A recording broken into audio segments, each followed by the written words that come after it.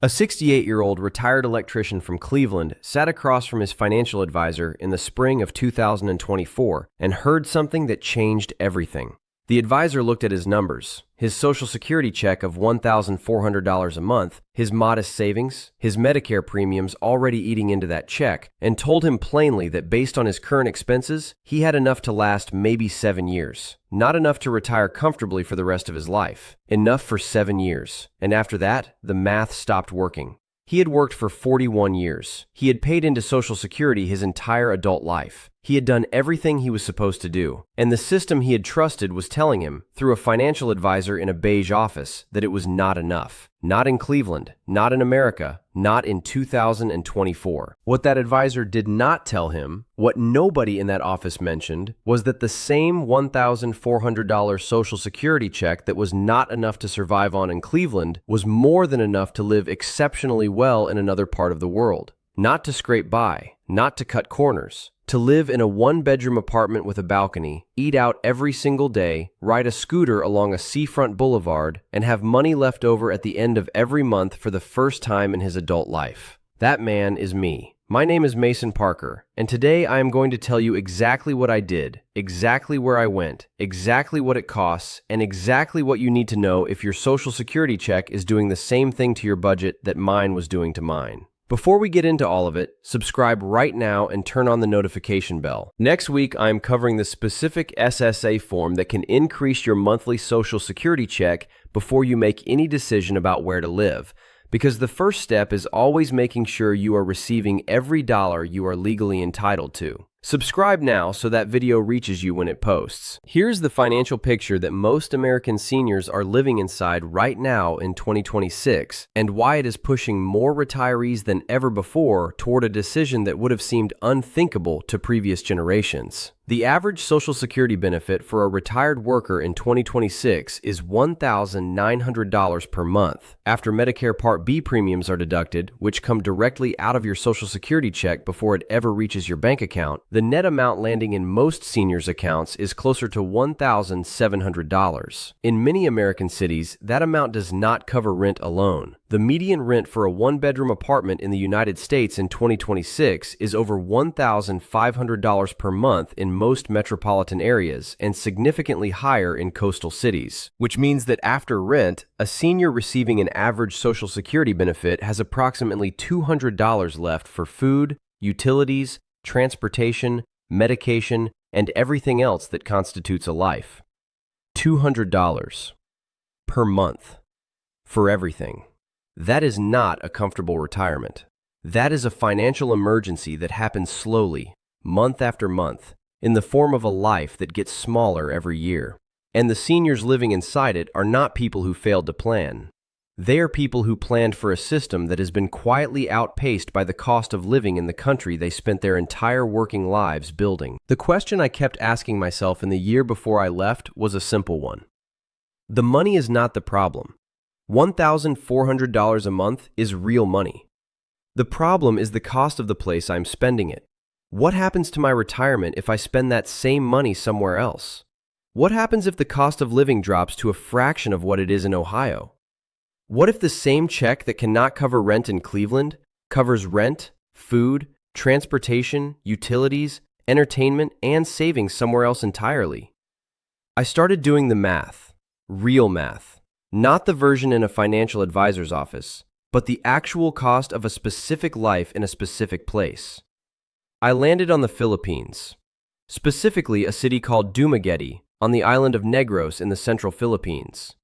A university town on the water, clean, safe, walkable, with a genuine community of both locals and fellow foreigners. And the numbers I found were so different from what I was living in Cleveland that I had to check them multiple times before I believed them. Rent for a one-bedroom apartment with a real kitchen, a balcony, ceiling fans, and a view of palm trees, $299 per month. Not $299 per week, per month. The entire apartment. A full meal at a local restaurant, $2. Internet fast enough for video calls home, $25 per month. A scooter rental for getting around, $50 per month. Electricity running on fans instead of air conditioning all day, $30 to $40 per month. Healthcare, a full doctor's visit with blood work and medication, came to the equivalent of $35 when I needed it, and proper health insurance covering serious illness cost less than $100 per month. When I added it all up, rent, food, transportation, utilities, internet, insurance, entertainment, I was looking at a total monthly cost of somewhere between $800 and $1,000.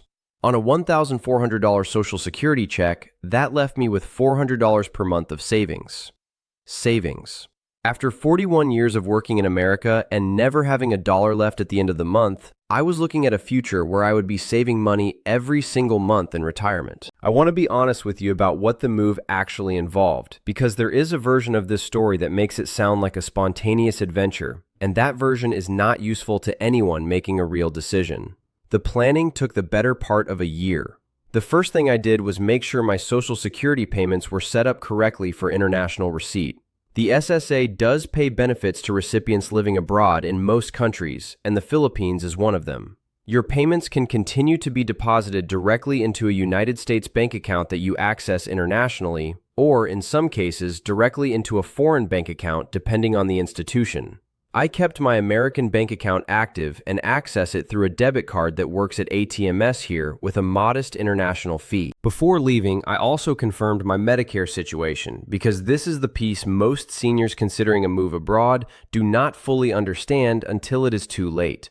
Medicare does not cover healthcare costs outside the United States with very limited exceptions. If you move abroad, you are effectively stepping outside the Medicare system for day-to-day healthcare. For most seniors considering this move, that means either purchasing international health insurance, which is significantly less expensive than American private insurance, or relying on the local healthcare system, which in the Philippines is both accessible and dramatically less expensive than anything I experienced in the United States. I did both. I purchased an international health insurance policy for approximately $80 per month that covers serious illness and hospitalization. And for routine care, the doctor visits, the dental work, the prescription refills, I simply pay out of pocket because the costs are low enough that insurance is not necessary for routine expenses. Before we get into what daily life actually looks like and what the honest challenges are, because there are real challenges and I am not going to pretend otherwise, subscribe right now if you have not already. Every week on this channel, we cover the specific financial details, forms, and decisions that affect senior finances in retirement, whether that retirement happens in Ohio or on the other side of the world. The seniors who watch regularly are the ones making informed decisions with complete information instead of discovering the gaps after the fact. Subscribe now and turn on the notification bell. Let me tell you what an ordinary day looks like, because I think the ordinary days are the real proof of any life decision.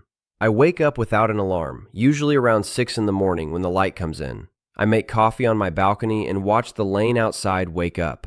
The lady who sells bread goes past on her bicycle. Kids in school uniforms walk by. I do my morning exercise along the seafront boulevard, palm trees on one side, the water on the other, and people say good morning to me the same way every single day. Not because they have to, just because that is how people are here. I spend a few hours in the morning on whatever needs my attention: correspondence, finances, the occasional consulting call with a former colleague back home who still asks for my input on electrical projects.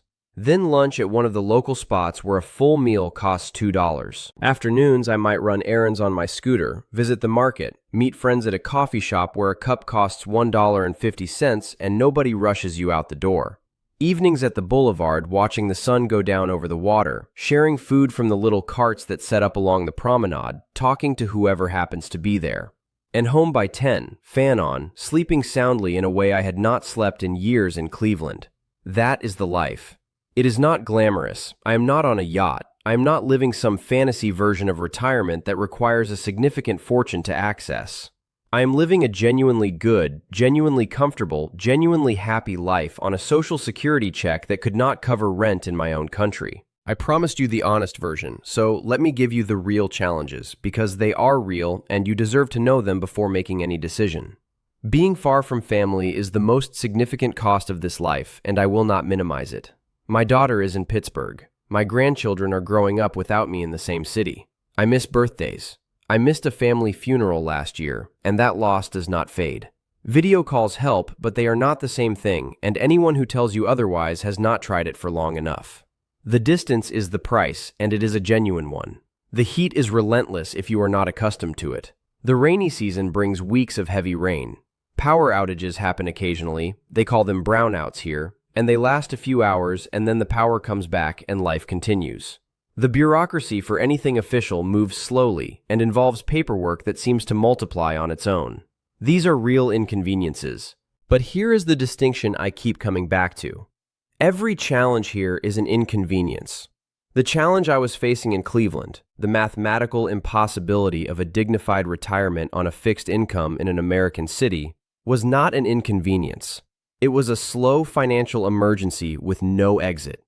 I will take the brownouts every single time. Here is the practical information you need if you are considering this seriously, and I want to give it to you plainly because this is the information I had to piece together myself over many months. Your Social Security payments continue if you live in the Philippines. The SSA pays benefits to recipients in most countries, and the Philippines is specifically included on that list. You confirm this and manage your payment details through your My Social Security account at ssa.gov. Your Medicare coverage does not travel with you. This is the critical piece most people miss. You will need to arrange alternative health coverage for your time abroad, and international health insurance for a senior in good health typically costs between $60 and $120 per month, depending on the level of coverage. The visa situation for Americans living in the Philippines is more straightforward than most people expect. You enter on a tourist visa and can extend it repeatedly through the local immigration office for a modest fee every couple of months.